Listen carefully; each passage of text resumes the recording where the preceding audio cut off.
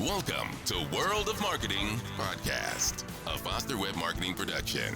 Here's your host, Tom Foster. Hey everybody, it's Tom Foster, and here I am with my buddy, Charley Mann. And this is a twofer for Charley. You know, I'm going around and yeah. And Charley, yeah, second time. And Charley Mann is the man at Great Legal Marketing. I had to do it. Yeah, that's okay. Is the man at Great Legal Marketing, and you're like the chief marketing officer, director. His lordship is the captain of the ship. Look at me, sure. Look at me, sure. I'm the captain now. You name it. When I talk to Ben doesn't even know what's going on over there. He just knows that Charley's handling it. And that's a wonderful thing. That's a wonderful thing. Ben is our philosopher king, and I am the operator who is trying to bring people into this world. That's right. Well, you've done a great job. Thanks, man. And of course, welcome. We have, for those who don't recognize you underneath this fur that you have, we have our quarantine beard edition of Tom Foster. A great big bushy beard. That's right. And you've actually trimmed yours down. I have. I trimmed it back. You know, earlier this year, I had kind of a Viking level beard. And I saw, you know how when you have a beard of a certain length, you kind of look at it and you're like, wow, this was a great decision. I'm really glad I have this beard. And then you go back like several months later after trimming it and look at pictures of yourself and you go, that was a terrible decision. What have I done? To grow it or to trim it? To grow it in this. It just, I saw some front-facing pictures and I was like, it looks like someone took my face and just kind of glued some hair underneath it. It was terrifying. I like it. I think you got that good, and it's that good orange. I mean, it's a good beard. You're able to do good beard. And I've been asking people about it. It's funny that almost many of these podcasts begin with discussion of beard because so many people have it. And one of our guys, Trent, has a great beard going on. I mean, it's like, so, you know, I'm asking people for beard advice because I've never really gotten it this far. And it's beyond the itchy point. Oh, that's so tough. It took a while for me. And that's actually the reason I trimmed it back is because I was at the itchy point and, you know, I didn't want to do the whole beard oil, beard brush, the whole routine that kind of got to go into it. I don't know about that. I don't know if I'm going to make it that long because I actually said to my wife this morning, I was like, I don't think that I can handle it much longer. I haven't cut my hair, you know, and it's like, I'm just, you know, I think that when we are released from our quarantine and we are let loose and we are allowed to go to the beaches and I'm allowed to go back out on the boat in the sun, I will shave down. I will shave it down. But you should do in the one meantime, glorious boat ride with a David Letterman level beard. right. And just, that's a good idea. Long flowing locks, just all of it through the air behind. I want to have like the Jason Momoa Aquaman look, but I don't know if that's going to cooperate. Give us one picture of you at the front of your boat, just looking. I might have to Photoshop it. That's fine. So, brother, here we are. We were just talking about it before we started recording. Groundhog Day of quarantine, coronavirus, pandemic, you know, and you and I think that we had we did a podcast. I did a podcast for you, like when we were first kind of in. And, you know, you and I talked to lawyers all day long and help guys out with their marketing and talk to them. And so I thought that we would kind of have an update on where things stand. And I wanted to get in, and as usual, we didn't really prepare for this. Like, why would we do that? I think it's better if we just kind of riff and see where it goes. But I'd love to hear what the winners of great legal marketing are doing during this thing. So what say you, Charlie? What say I, his lordship, Charles Mann?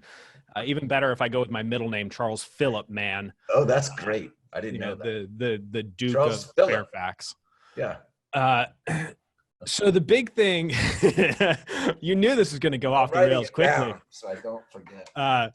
So the biggest thing, well, two big things really, I would say that I've noticed is the firms that had done the most work already ahead of time, who already were actively engaged in their marketing, who were implementing, who had put a lot of systems out there and knowingly put out systems, some of which were going to be singles, some would be doubles, some would be home runs, and some of them would be just outs.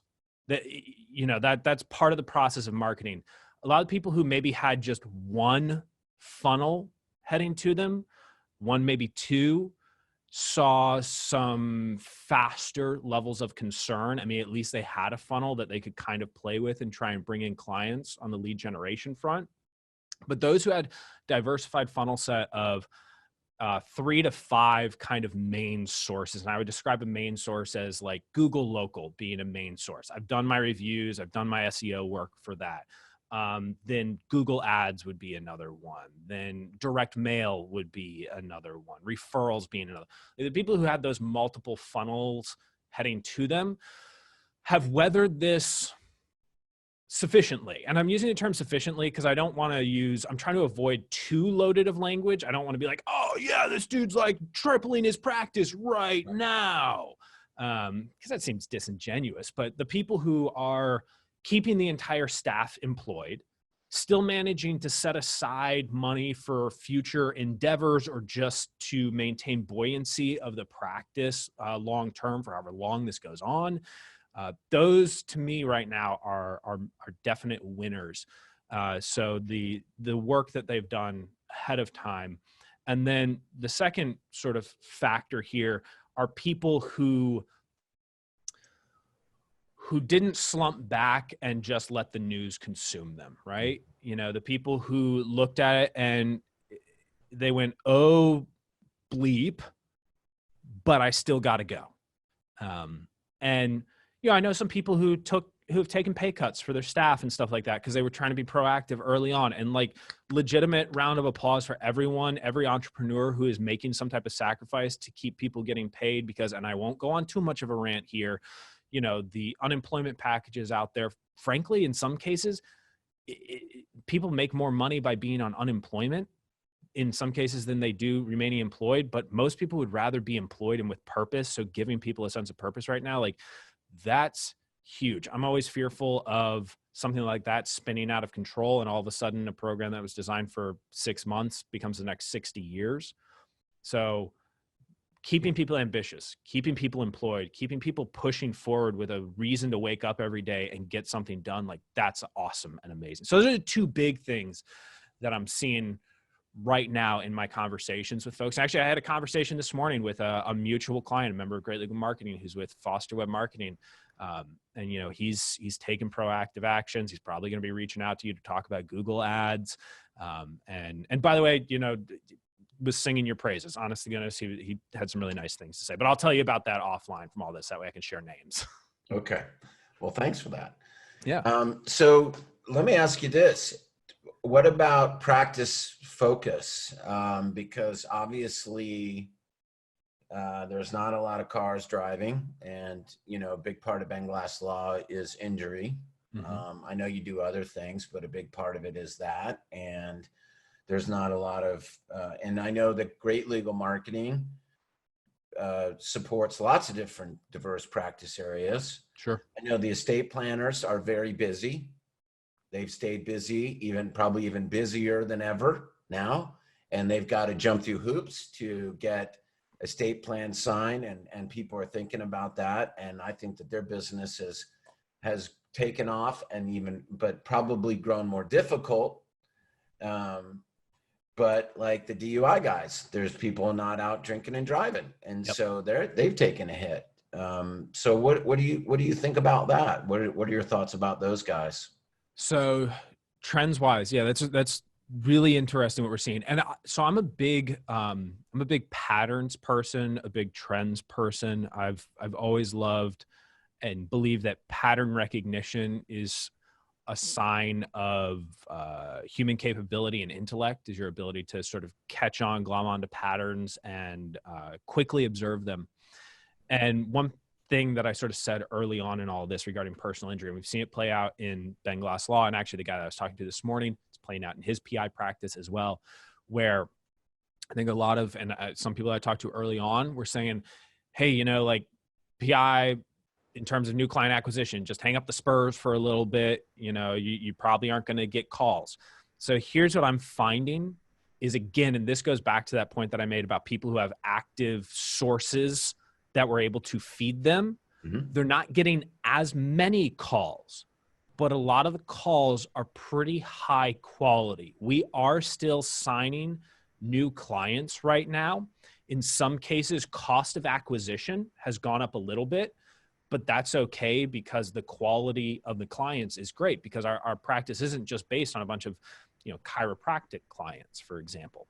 It is, hey, can we get major injuries out there? And I think that, you know, also a lot of people who reacted quickly and put up notices on their website about, hey, we're fully equipped to handle remote. We're fully equipped. We're ready and we're rolling. We're actively negotiating. Did see an initial benefit from that, because lawyers who maybe don't have access to their own website or don't have a web developer who's responsive enough didn't get that stuff up. And so people started questioning, like, I don't know, are they still taking phone calls? I talked with an attorney. Well, I didn't get to talk to him. It's an email exchange, who said he literally just wasn't taking incoming calls anymore.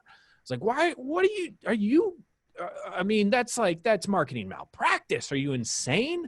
That's a whole other thing. So trends wise, what I believe is happening here is something that we've talked about for a long time regarding follow-up marketing, which is there's a reason you follow up with inquiries, because a lot of people don't take action for as much as 3 to 12 months after their car accident, and 3 to 6 months after their even first point of contact with us. A lot of our best clients take many, many months to move from I'm interested, I need, I've had what I refer to as the inciting incident, a car accident, but man, life is still good enough, especially for us here in Northern Virginia with a relatively affluent population, for example. Life is still good enough. I am not in a financial bind because of this, because I have money saved up, or I'm still able to do, you know, maybe my white collar job, et cetera. They can kick the can on that decision. And sometimes it's easier to just say, oh man, I don't know, I'm still dealing with my back injury, I'm still in recovery, all that stuff. So what we're seeing is a bounce of cases from the last 3 to 6 months that people hadn't taken action on are now starting to come in. This does potentially present an issue maybe another 9 months from now, where maybe we'll see a deficit from the accidents that aren't happening in this moment.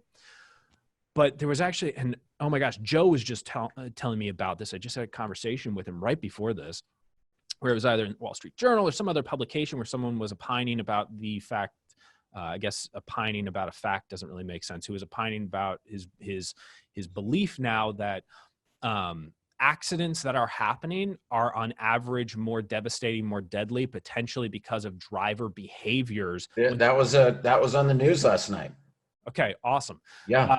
So that means there are still people on the road. So statistically, I think if you were to ask the average American right now, how many people or how much reduction in total traffic has occurred? Well, if you've been out on the roads, you would assume, I don't know, 80% reduction in trips being taken, et cetera. In reality, it's only 25 to 40%, depending on where you're located. That's still a lot of cars on the road. This is now just a little bit more survival of the fittest, right? Yeah. So that's what I'm seeing in personal injury. In estate planning, exactly what you said. I would just echo that. And then for the DUI folks, yeah, that's going to be the hardest. So What I love are some of our members who are being so proactive, Yeah. and they're like, well, we know domestic violence cases are going to spike. Let's dig in there. Right. Let's produce materials for that. We know that burglary can potentially spike in all of this. Great. Let's go ahead and dig in, get materials out ready for that. There are issues that are going to come about from this. And oh, by the way, economy starting to reopen in various places as you and I are talking right now. South Carolina, Georgia, Tennessee, Colorado, South Dakota is still relatively Wisconsin. open. Yeah. Those places, people are going to go and drink. People are drinking a lot at home. Alcohol consumption has gone up. Yeah. And now they have access to the roads, but not access to the same spaces that they always could go to. Drunk driving, it's going to happen again. And oh, by the way, I think that states are going to start looking for additional revenue sources. And I would not be surprised if police stations and units are being told, hey, pull over. By default, we're pulling over some more people. Frankly, that's a revenue generator. Yeah, for sure. That's a very interesting what you said. And in terms of like your follow-up marketing, and that's exactly what I've been hearing from clients too, Charlie, is that, and everything that you said about having systems in place. And by the way, it's never too late to put, and you know, what Charlie said is 100% right. And now you have time to do it if you haven't already done it. And that's what and I'm sure you have people doing it and you're talking to them all the time about, now we have time to do the things that we've always wanted to do. Yes. And in a way, we have to look at the silver lining. That's what this has afforded you, is you're not answering the phone for a bunch of stuff that you don't want to take. And the calls that are coming in are from the people that are like, maybe I need to talk to a lawyer about this accident. Yeah. Maybe it's time to talk to a lawyer. Maybe it's time to respond to that, to the book that I got from the lawyer for the website that I went to. And even more importantly, as we know, the number one rule is that people buy from people they like, and referrals are the best source of clients. Yep. And as you said in the beginning, when you have multiple funnels, so you said, Google Local. Now, Google Local's generally, I need a lawyer, or I need a doctor, I need a whatever, and Google knows where you live, and it says, here's the ones that are close to you. Yes, that's generally a funnel, and that can be a busy funnel, and obviously that's a great thing for an SEO web person like me. AdWords, that's another funnel. You're right. Those are a great resource. Those have kind of gone down, but the funnel that has increased is the funnel of your list, the funnel of the people that know you, and those referrals. And that's where we've seen, and I'm asking, is that's what you've seen too, is that's where we've seen an increase in client acquisition, is through those funnels of referral, because people are on social media more, people are on email more, people are are paying more attention more, they're like talking more to each other. Now's the time to get your estate plan done. Now's the time to, anyway. Do you agree with that? Yeah. So the other thing that I'll say about referrals is, and actually maybe marketing at large, right now you're seeing the truth about your list. Have you actually managed it well? Have you taken actions in the past to prove or encourage its responsiveness? Have you done giveaways just to show people that they should be active with, even if it's just an email newsletter? Have you done the ticket giveaways in the past for the local AAA baseball team? Have you put in that work previously to nurture the list past I am a lawyer? Same thing with your heavier referral sources like other attorneys, other business owners. Have you been playing it cheap, Or have you been trying to work with other successful professionals to develop mutually beneficial relationships? And those successful professionals are the ones who also may have their own list, who also have a great reputation, who also have been able to stay relatively active, whether it's a doctor pivoting to telemedicine rather than just shutting things down, or a bail bondsman right now, if you're criminal defense. Yeah. How many of these bail bonds, having an interesting conversation recently, bail bondsmen, a lot of the attorneys that they used to kind of get referrals from or stuff were little players who would do kind of the cheapskate stuff, would kind of skate on by. They're not really in business anymore. And I've told every criminal defense attorney, why are you not attacking that marketplace right now?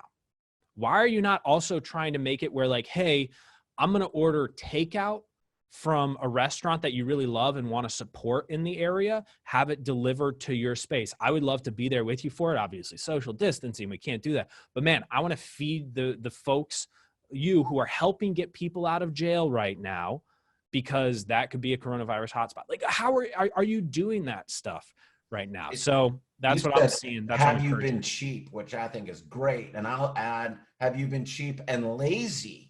Because that's another thing. And like, and when you were talking about that, I was reminded of your mastermind guy and our client, Adam Rawson, who's really done a great job of pivoting. He's a brilliant marketer and just, he's a DUI criminal guy and down in Florida. And he's done a great job. He did exactly what you talked about. One, he reached out to another member, Andy Rosenberg, sorry, Andy. Andy Rosenberg, and who's an estate planner PI guy. And they did one of these, they did a podcast, a mutual podcast, where they talked about each other, and they've been able to trade referrals back and forth already because of that, of sharing their list. And Adam also did a podcast for one of his buddies, interviewing him, that does crab claws or yes. I'm sure he told you about that. Yeah. And was able to, like this, because the restaurateurs, they're like, what do I do? I don't know what to do. I've been shut down. But I mean, like, that's a great example. And that's just going the extra mile. Yeah. And that's not being cheap and lazy. And it's true. It's not. And that's to your point that you said in the very beginning, having more, just going beyond relying on just the quick and easy, throw in, a couple $1,000 at pay-per-click or at your SEO guy to get me page one for keywords. And, that stuff is relatively easy to do, I'll say. Anybody can buy a bunch of AdWords. Anybody can pay an SEO person to be on page one for a bunch of keywords. That might get you some cases. That doesn't necessarily get you the best cases. It'll get you cases. Right. But it also gets you a lot of no, we won't take your case. No, we won't take your case. It's funny because I just met with Andy yesterday, and he showed me an email that he had gotten in response to a very nice email that he sent out to his list.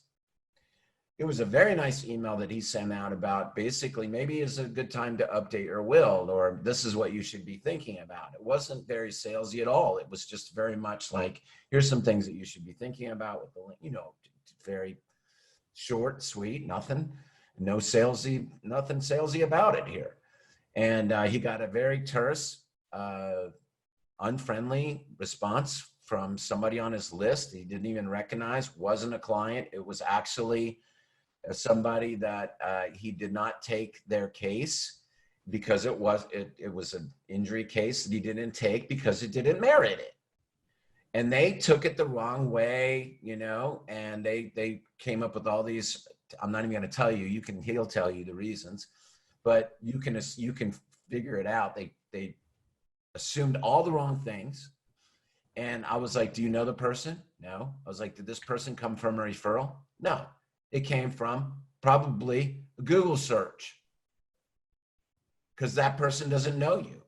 And that's the risk that you take from that funnel. That's just the risk you take. Yeah. And so there's nothing wrong with that, by the way. And we've talked about this before. You know, there's nothing wrong with those funnels. You can get good business from it. You know, you can get good business from AdWords. You can get good business from Google, pay-per-click, from page one, SEO, keywords, local, social media. But you and I think agree, and so does Ben, and so does every top marketer in the country, that the best clients come from referrals from other great clients. Absolutely. Look, and I'll shout out Google Ads as being a great source for us for clients. There's no doubt about that.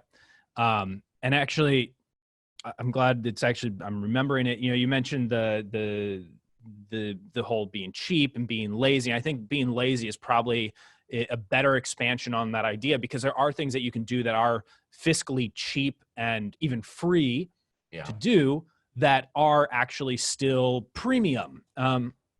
And you know, to take that lazy and even go a little bit farther with it, I would say generic is the biggest issue. When you go heavily generic with what you're doing. Yes. You know, Dan Kennedy always says, never be boring. Don't be boring. We talk about the USP, unique selling proposition, or reason why copy that explains why someone should actually reach out. You have to give them the appropriate reason why they should take this action at this point in time over all other actions, including doing nothing. And a lot of the messaging that's going out about some of this stuff is generic. And that's a big problem. I actually had an email exchange with a private client recently.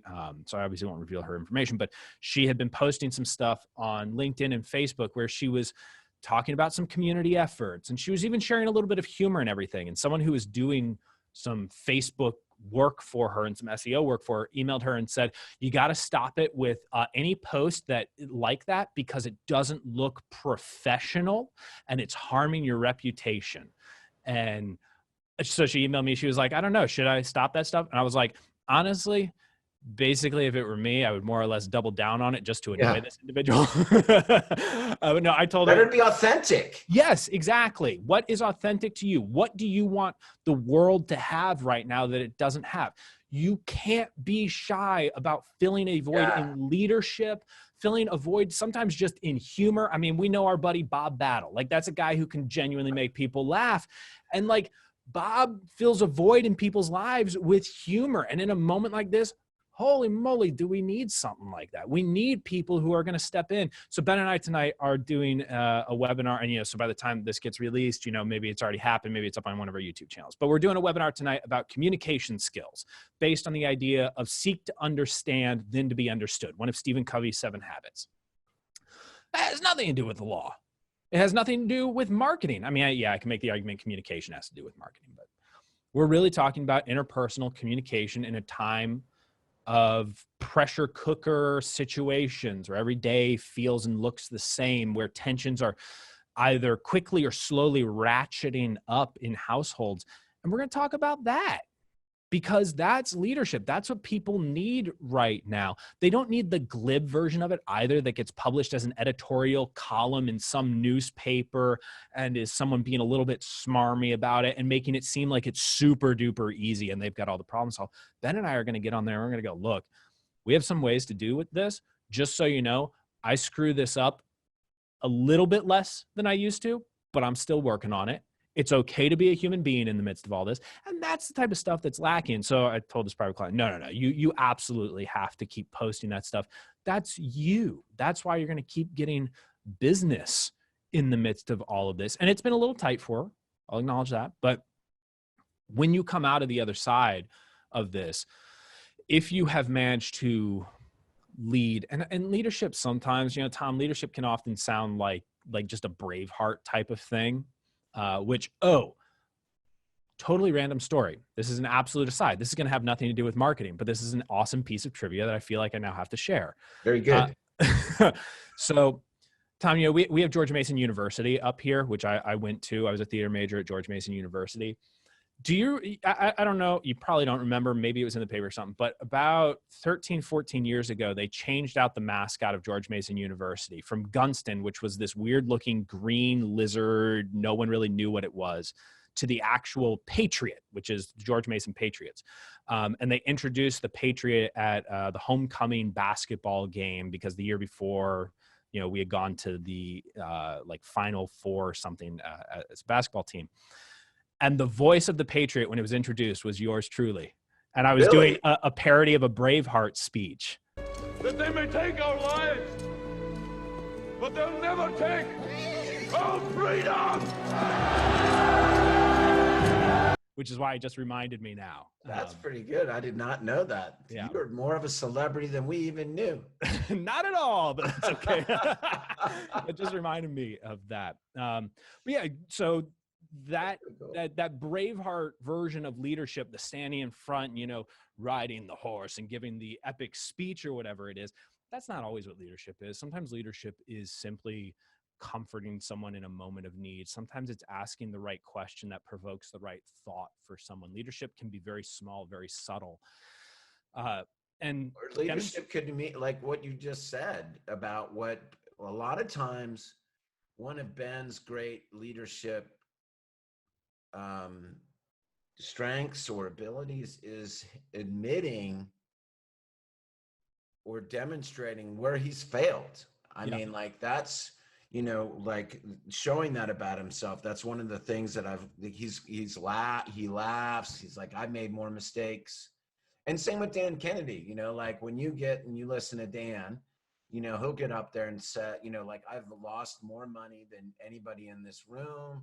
You know, I've gained it, I've lost it, I've gained it, I've lost it. And like that shows bravery.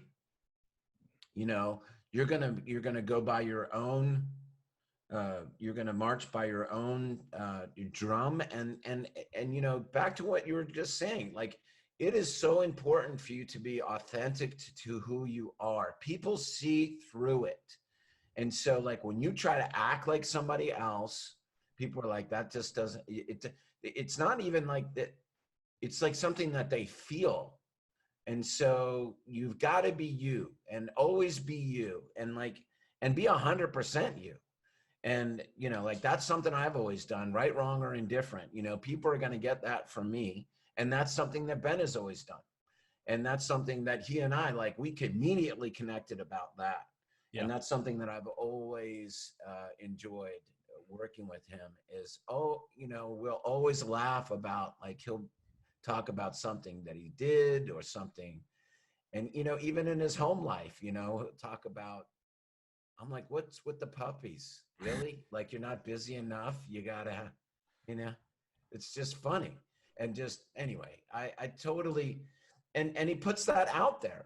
And it's like, yeah, I got all these things going on, but here at social media post, me with the puppies, you know, and that's Ben. And like, whatever your flavor is, you need to put that stuff out there. That people buy from people they like. And by the way, don't be afraid of people not liking you. That's okay too. Because you don't want to work with them anyway, right? If they don't like you, you're not like, oh, please let me change myself so that you will like me, because I'm not going to like working with you. So I can relate to that statement a lot. Let me just say, so I'll talk about that real quick. And then I want to mention something about lead generation, the idea of authenticity and people liking you. So, you know, if we're talking about exposing earnest vulnerability on this stuff, I've spent a lot of time doing some of the introspection, looking back on my life. And so I moved around a lot as a kid. My dad was FBI. He moved field offices. We moved to several different states. And when you move around like that, I'm sure anyone who's, you know, a military brat can relate. Each time that you move, you sort of have an opportunity to reinvent yourself a little bit and to adopt a little bit of a new identity. And oftentimes you're adopting a little bit of the identity of the place you're going to, because it's an adaptive measure, right? You're adapting to this new environment. You want to be able to fit in on an accelerated schedule because you don't want to be the outsider in the space. And so at least that was my internal defense mechanism. And that's partially why I got into theater, was okay, well, I get to test out essentially new identities, more or less. I get to figure out which of these characteristics in a character feels true or good to me that I might carry on with me, if we're talking really like inside the mind of.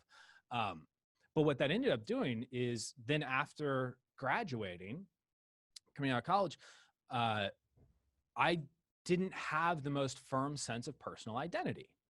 And it created an authenticity gap that I needed to build a bridge over time. And it took me, 4, 5, 6, 7 years to really finish rudimentary construction over that gap. And it's taken me then the last 5 years to really refine that and hone that and realize, okay, these are the things that are really true to me, as opposed to, okay, these are the things that I'm just echoing of others. Even though I may believe the base principle to be true, I don't have to use their words. I don't have to use their intonations, their tonalities with it to finally figure out who I am at my authentic self. And what I found out is apparently my authentic self finds opportunities to dance when I'm on stage. I've noticed that. I'm a little bit of a buffoon, and that's okay. The more that I acknowledge it, the better. I have a cranky side, and that's kind of okay as long as I acknowledge it and know it. And it took a while, though, to kind of come to that. And I do think it kind of comes from those two big factors in the past, but just being able to talk about that, acknowledging the past and acknowledging its effect, that is a little bit of authenticity. And now everyone has some insight on.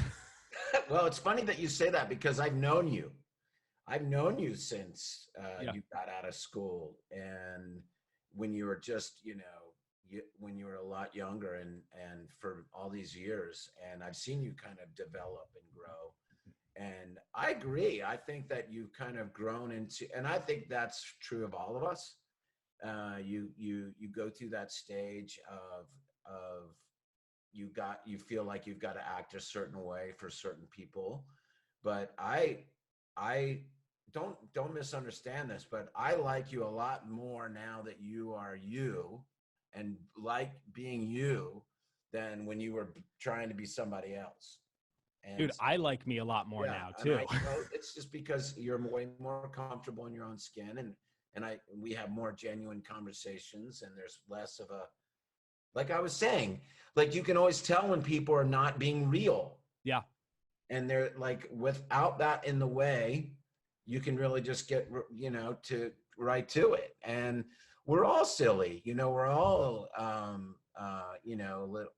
little buffoony, and I don't really think that you're a buffoon. I think that you're a pretty cool guy. And then you must have not been in the room at the summit when I willingly kind of just did one of these, showed my butt towards one side of the audience and said, "You all have a wonderful view over here." You must have not been in the room for that particular I was moment. That one, but I would have appreciated that.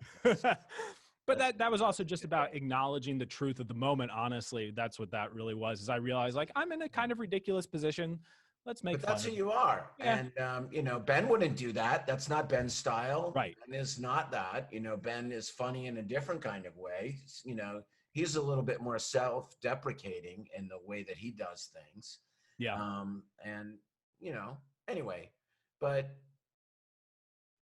I think that the whole point here is you want to be you, and you want to be you in your marketing, and you don't want to pretend like you're the other lawyer, and you don't want to pretend, like I always tell clients, stop acting like the other firms. You're not them. Yeah. And stop listening to other lawyers, because they're all lying to you. They're all lying to you. Also, you don't know what's going on behind the scenes. Right. So they may be claiming something that isn't true. And I mean this like in a marketing message where they may be talking about like, oh, we've settled these big cases, and, or they're out in their community saying, yeah, we're doing this marketing program and it totally works. Truth is, what they say is not a data point. What they say. And they don't necessarily, they might not be lying. I shouldn't say that they're lying to you intentionally. They just, a lot of times, just don't even know. Yeah. Yes. Just don't know. Yes. It's just the simple fact of, like, because many justify their marketing budgets because it costs a lot to market, and especially with pay-per-click. And so some of you guys are out there spending, you know, 10 grand, 50 grand a month on pay-per-click. And it sure is better to say, yeah, we got all those big cases because of our pay-per-click budget, because that makes you feel better. And maybe you did get some of them through pay-per-click, but I guarantee that most of them, I will put my name down and guarantee that most of them came through referral. And if you ask the right question, which is, instead of, how did you hear about us? When they answer when the intake person, and they're like, oh, on your website. And then you're like, oh, thank God my pay-per-click is working, you know, which people jump to, instead of, who may I thank for this referral, which puts people back and says, oh, well, let me think about that. Actually, Frank on the golf course told me about you. And then I did a search and went, and everything is an assisted conversion, as we know, Charlie. Yeah. Everything is an assisted conversion. And they may even have clicked on your AdWord for your name, or ultimately done that. But you really want to investigate that. And certainly, I know that you guys do this in the mastermind. You don't allow people to just go up there and say, this thing worked fantastically for us without proof. Mm-hmm. Like, give us proof, like 6 months of proof or whatever. I know that you do that, or at least you used to do it. There's an interest, you know, you touched on a behavior mechanism that I find fascinating. I think human beings are endlessly fascinating with our weird internal biases, with our unpredictable heuristics. Like, human beings are amazing. And one thing that I see happen, especially at conferences and mastermind meetings, is a note-taking phenomenon, which is when someone goes up to the front of the room and says, I just started using such and such company to do X. Everyone writes down that name furiously because they want to be in on the ground floor. But if someone comes up to the front of the room and says, for the last 5 years, I've been using blank to provide this service, like half or a third the number of people are writing down that name. When in fact, wait, isn't that the name that we should absolutely be writing down? But it's boring. It's not as exciting as like, ooh, I get new cutting edge. But you should be asking people, not like, what's the most recent thing you've done for marketing, but what's the thing that has been running in the background for ages for you that you would never, ever want to turn off as a marketing source, that maybe just doesn't get credit anymore. You know, we do want to teach the new. We do want to teach the cutting edge. You should be testing new things. But the best thing you can have is, and, you know, circling back, right? Is circling right back to the first thing about having multiple pipelines, is just having things that keep on working. Because on the other side of everything that's happening right now, the lead generation that you're doing today, the tribe building, not even necessarily lead generation, the tribe building, to borrow Seth Godin's term, tribes. The tribe building you're doing today is you're banking future revenue by doing that. If you have 1,000 people on your list today, and right now you can figure out innovative ways, and we're talking about this with members of Great Legal Marketing all the time, innovative ways to add another 1,000 people locally to your tribe.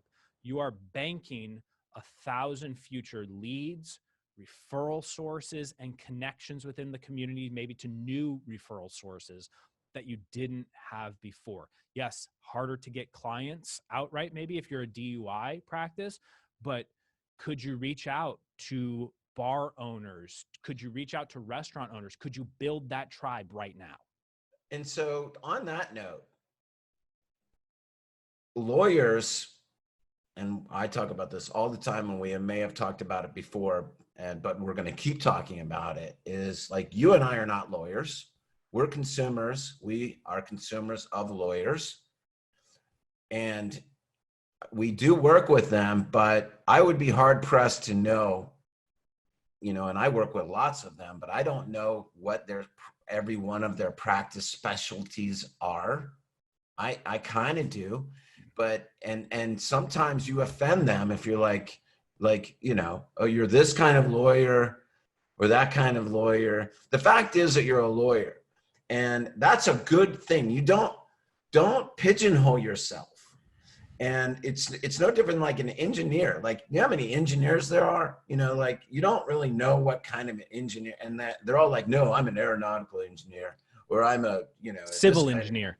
So, you know, they're all like, no, I'm the best kind, or a certain kind of doctor. You're a doctor. I'm not sure which kind. And you are a lawyer. And so like every lawyer, I ask this question of everybody. No matter what kind of law you practice or specialize in, whether you're a plaintiff personal injury lawyer, DUI lawyer, criminal guy, estate planner, bankruptcy, you name it, you will be asked by anyone that knows you about other areas of law. That should not annoy you. That is a good thing. And especially now, it is a good thing.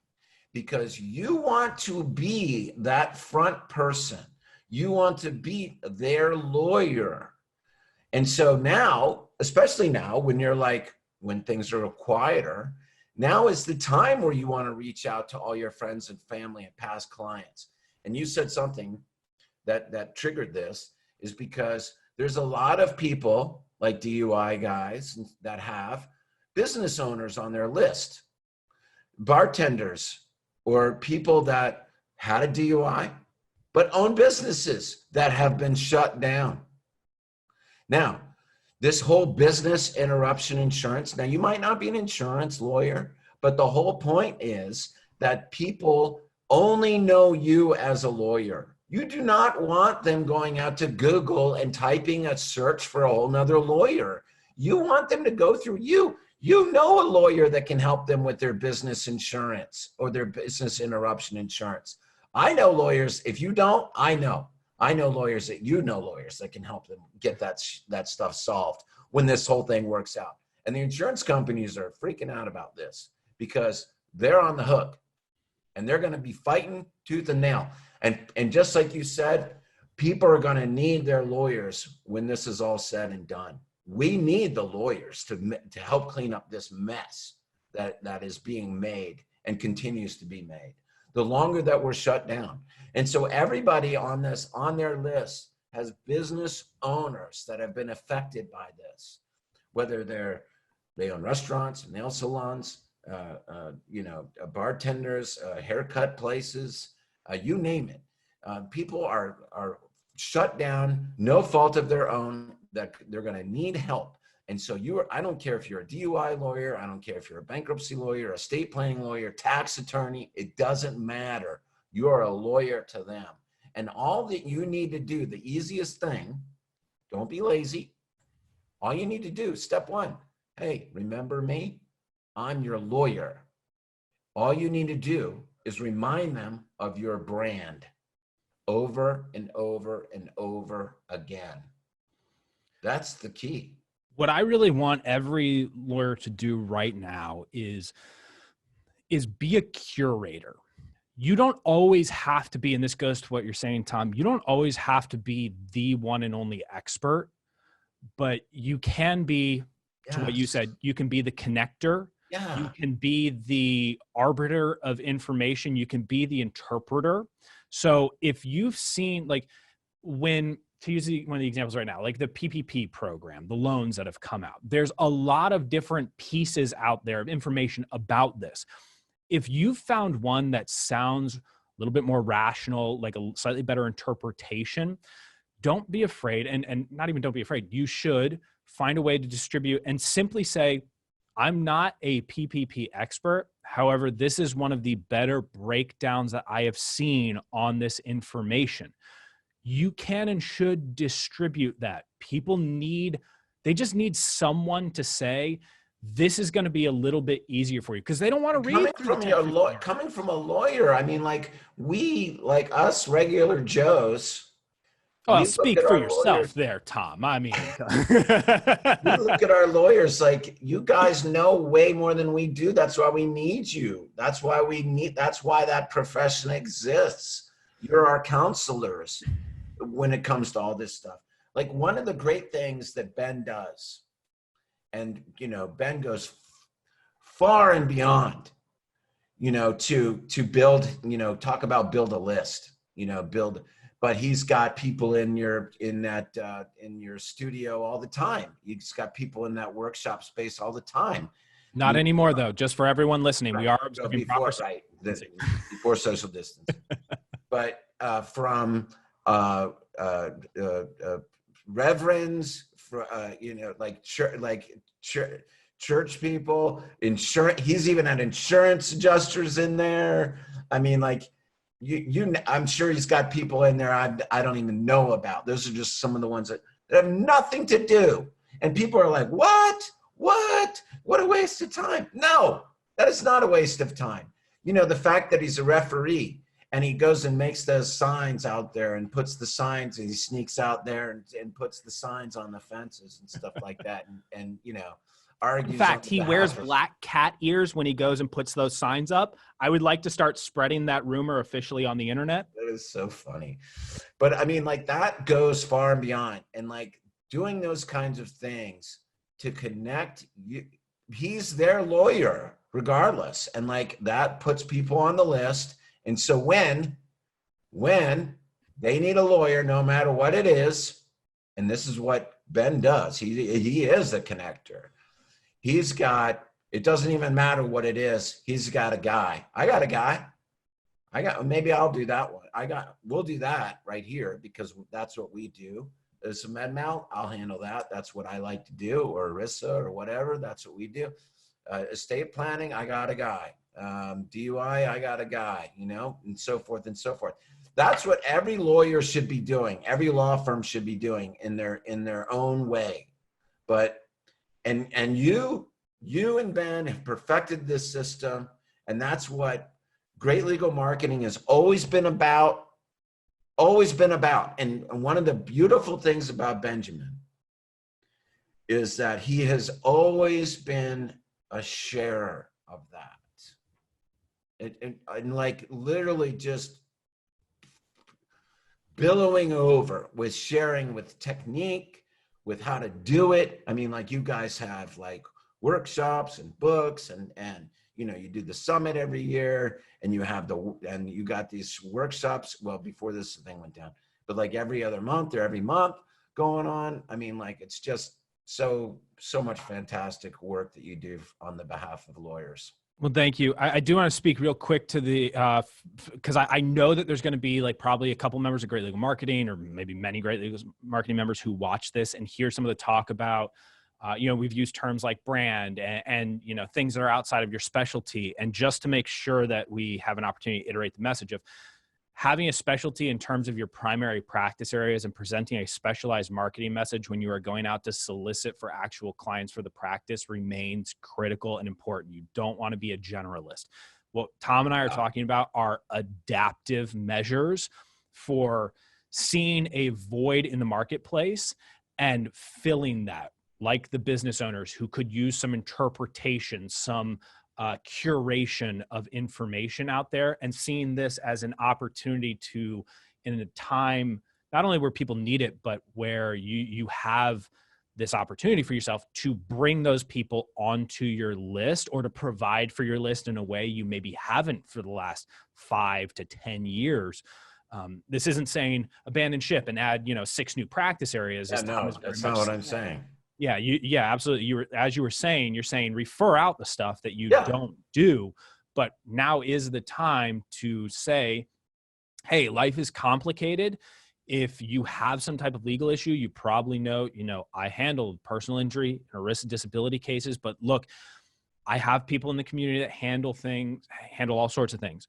Reach out to us. We want to make that connection for you because it's one less decision. It's one less research point. And by the way, when you do that, you're building a referral network with other people who can reciprocate to you. Going back to the points we were making earlier about working with other successful professionals, because they're the ones who are going to continue receiving inbound now as well. Working with other successful lawyers to keep those referrals. Adam and Andy, who you were talking about, Tom, being able to refer to each other in a time when they need it more than usual. Yeah. Circling the wagons with a team of other lawyers who can now feed stuff to each other. So there's no lost leads. There's not a filtration of leads going outside of this encircled system that we have. So rather than there being 100 leads, of which if we were all individuals out in space, we would each be able to use about 5 of them. Now we can use 50 of those leads combined and help each other out. It makes a huge economic impact. And you're going to have long-term friends with that. You don't want people going out to, as I quote Dan Kennedy, the cesspool of Google. And most people really don't. They would prefer They to want have a it. recommendation. I ask my neighbors all the time, so stuff with a couple of skylights that we have, where there was I could see a little bit of moisture was starting to creep in, because you can see the paint where it starts to brown a little bit, and you're like, oh, damn it, water. One thing that you don't want to mess with on the house, like water. I'll mess with electricity. Water. Tom, I can't tell you how many times I have dealt with personal electrical shocks, which sounds like I'm going out seeking them. But important note, I used to do lighting and other electric work in theaters. So that's how I got shocked a lot of the time. You know what? Cole, who's going to edit this, will be so proud of you for saying that you got shocked and not electrocuted. Oh, yeah? Do you know why? No, actually, I don't. Sorry, Because Cole. if you are electrocuted, you're dead. Oh! So a lot of people just say, I was electrocuted. No, you would be dead. You Okay. got shocked. So appropriate use. And so Cole, when he edits this, will be like, yes. 'Cause Awesome. he pointed that out this week. I hope I've I've done well by you, Cole. You have done well. Charley. Yeah, so I'm not just sticking forks in electrical sockets. That's only Saturday morning for me. But I've been shocked plenty of times, so I know that I can deal with that type of issue in my house. I can do electrics, but water, not playing with it. What did I do? Actually, interestingly, 2 things that I did, and there was one thing that I didn't do, which was Google. I actually didn't use Google to find a solution for the problem. What I did was I opened up, there was a directory that had been mailed to me from the community from Fairfax County, where they assemble a bunch of contractors, they interview them, get some quotes, some testimonials, some other stuff. I looked in there, and then I asked my neighbor. If he knew anyone, and it turned out that at his old house that they had skylights at, he had worked with this contractor, and he gave me the name and phone number for them. So that's how I got my 2 recommendations. Because people don't really trust Google anymore either, by the way, because that stuff is now manipulated, and it's not really, even when you go in there, what's the best, it's not even real. It's not real. The real thing is asking your neighbor or asking your friend, or still to this day, hey, I need a lawyer. Do you know a lawyer? Yes. Here's one I recommend. Here's one that I use. And that's interestingly, I tried actually to use Thumbtack, the little app Thumbtack, which I had used successfully when I moved into my house for a plumbing thing and something on my chimney. But this time around, I was like, water, I need to know someone who actually deals with skylights, who will get this problem, who I can kind of trust, because it felt like that type of project where someone might come in and try and quote me an outrageous sum, it's gonna be $7,000 to replace a single 2x4 behind this wall. No, that fine, I'll do it myself. So I wanted that trust factor that came from an external recommendation, not one I had generated for myself. And here's the interesting human behavior mechanism. I was making myself a little bit blameless if it wasn't the right choice, because I did get a referral and it was something sent to me from Fairfax County. So I was, rather than doing my own research and being stuck with my own decision, I was sort of letting someone else make the choice for me. Right. Can blame the government. Yeah. Yeah. I'm all about that, brother. Stick it to the man. So that's how I ended up, finding someone to help out with that project. And that's just obviously counter to a lot of the narrative out there. Again, I'll go back and say Google Ads has been very good to us. We do have lots of signed cases, multiple pipelines. I never want to deal with that question where people hear one piece of information and try and parse it out to the entire story here, which is why I keep coming back to those points from earlier. All these things work. You need to do them all. Don't just pick and choose. Don't just pick and choose. That's the key. To go down the Pokemon route real quick.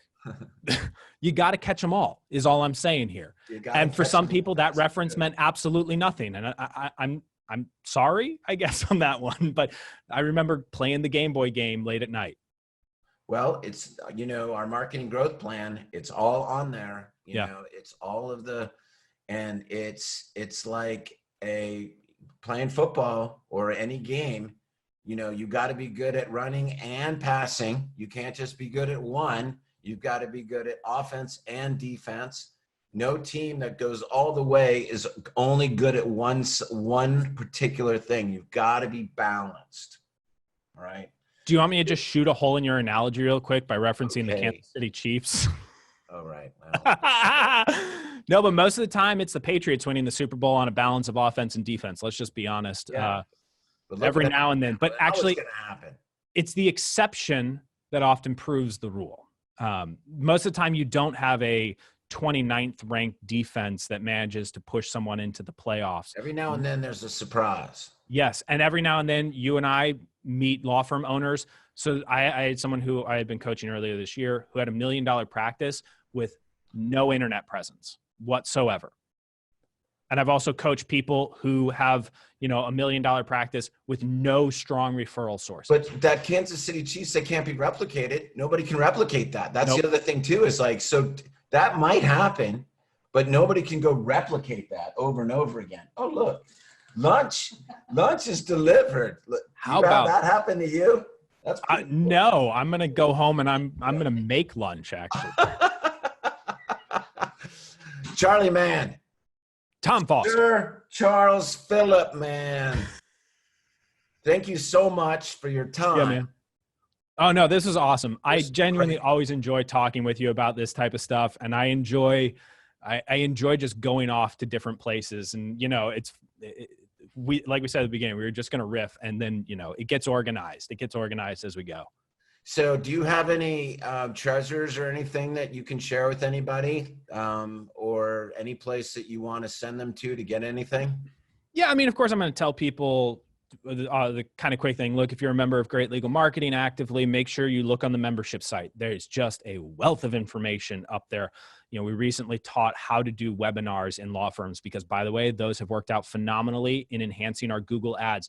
Oh, that was actually a point, Tom, real quick. I'll make this very fast. I promise. That way you can eat your sandwich and chips, which is with Google ads. One of the reasons our Google ads are particularly successful. And by the way, Tom, we're getting clicks at $5.01 per click. Wow. Which is outrageous. And we're getting great conversions on them as well, is because ours are not generic. Going back to that point that we made earlier, we're not lazy about it. It's not generic. We found a way to be unique in an environment where most people think you can't be unique. And it's something as simple as adding a little Google extension that drives people to our webinars to have different lead generation funnels going on, even within the closed system of Google Ads itself. Extra point made right there. But yeah, if you're a member, please utilize the resources. Reach out to us with questions. If you're not a member, obviously we would love to have you in the community. We do genuinely enjoy serving attorneys across the country. I'm a big believer in the power of a solo and small law firm to provide good jobs with great leaders at the helm to people in the community. That's the place that I come from, because that's what Ben gave to me originally, was an interesting job that was not, it's an entry-level position that you have to have 3 to 5 years of experience, which, doesn't make sense. It was a compelling job where he treated people well, lives by principles. And that's what I see members of Great Legal Marketing provide. And that means so much to me as someone who came from a world where the idea of entrepreneurship wasn't really talked about by no fault of my parents. Just my dad was an FBI agent. My mom was a teacher. Entrepreneurship just wasn't in the blood necessarily. And so that's what I think law firm owners really provide. And that's why I want to work with them to provide more of that in their communities. So greatlegalmarketing.com for those resources. And then one last little tidbit for everyone right now, something worth doing or sharing. I would say right now, the hardest thing I think is that sense of being cooped up, of dealing with cabin fever. The hardest thing to do is be the person who is trying to not just push back against it, but be the person who lets everyone know it's okay to feel the way that you're feeling right now. And so in discussions with the people in your life, if you see them feel frustrated, let them know it's okay to feel the way that they feel right now. And ask them, do they know why they feel that way? Ask that question right now, because it's a great opportunity to practice that skill with family members, with people who are close to you. When you're FaceTiming, like in my case, when I'm FaceTiming with my parents and, I've got my kids and, they're talking about feeling cooped up and stuff like that, I try and ask them this type of question, because truth be told, it's the same type of question you can and should ask to clients when they're meeting with you and you see them talking about an insurance company, they're getting frustrated, and you ask them, hey, I can see you're getting frustrated.